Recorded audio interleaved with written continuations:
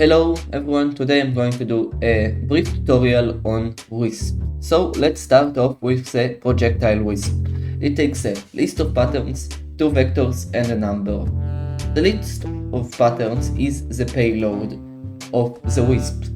The projectile Wisp is like an arrow. You shoot it and when it hits, it casts the spell which is in the list. The two vectors is where to cast the Wisp and in what direction. And the number is the Wisp reservoir. It is the lifetime of the spell. As the book says, it starts with a reference of itself and a reference to what it hit. So, if I give the payload to print the first thing of the stack and the second thing of the stack, it should tell me the position and then the entity itself.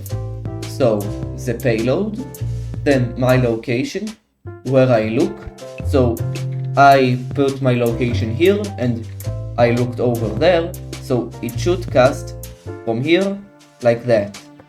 And then I give the reservoir like 25 and I cast the Wisp. And as you can see, started here in that direction, gave the position of where it hit and the Wisp itself. So if I want to actually use it, I can do a payload of a 10 and then explosion. So it will hit, the first thing in the stack is the location, so it give it a 10 and an explosion. So the biggest explosion I can at the location it hit. So it didn't work. That is because the reservoir I gave the spell is not enough. Because I gave it an explosion with the power of 10, 25 amethyst wasn't enough. So let's do the same thing. And then let's say I give it 100. Then I cast the Wisp. And it exploded. So if I wanted to do it in a trinket, I need to first start with a bracket and then the spell. But because I can't start with two brackets, I need to do something in the start. I can just do myself and then start the spell, or I can just do my position, the payload, let's say the same thing, then explosion, and then just switch their positions. So if this is first and this is second, now this is first and this is second. Then my loop vector, now that I have the spell, I can just duplicate it a couple of times and then cast it.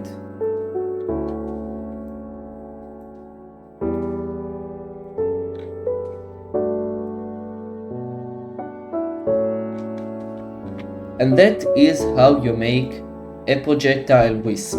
So the cyclic Wisp takes a list of patterns, one vector and a number. The list of patterns is what it casts, but this Wisp is special and it casts the list of patterns every tick, 20 times a second. So if I have the Wisps explode 20 times a second, that would be really cool. So how do I do it?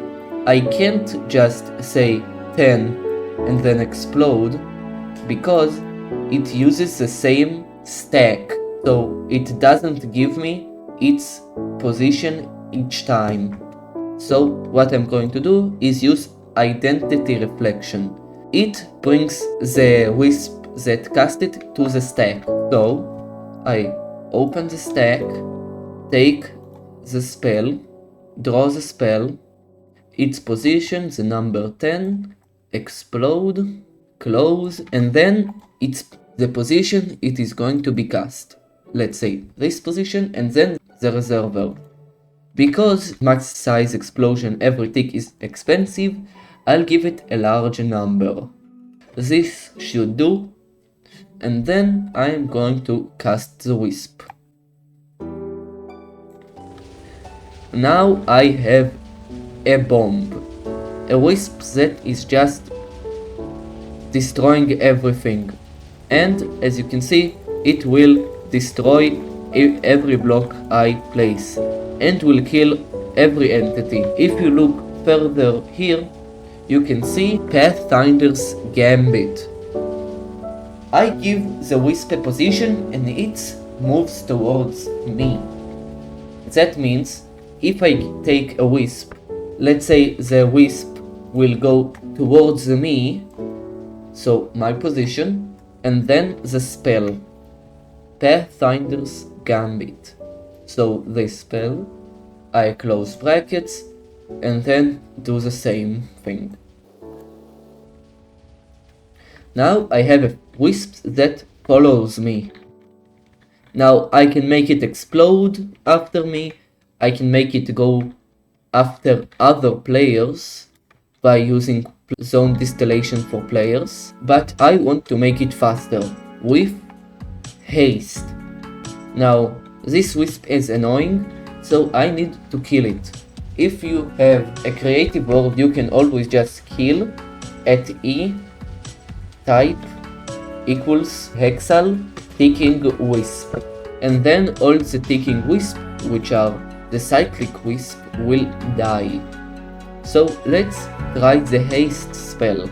I'll start by telling it to go after me. Let's say I'll give it a 10, and let's run the spell.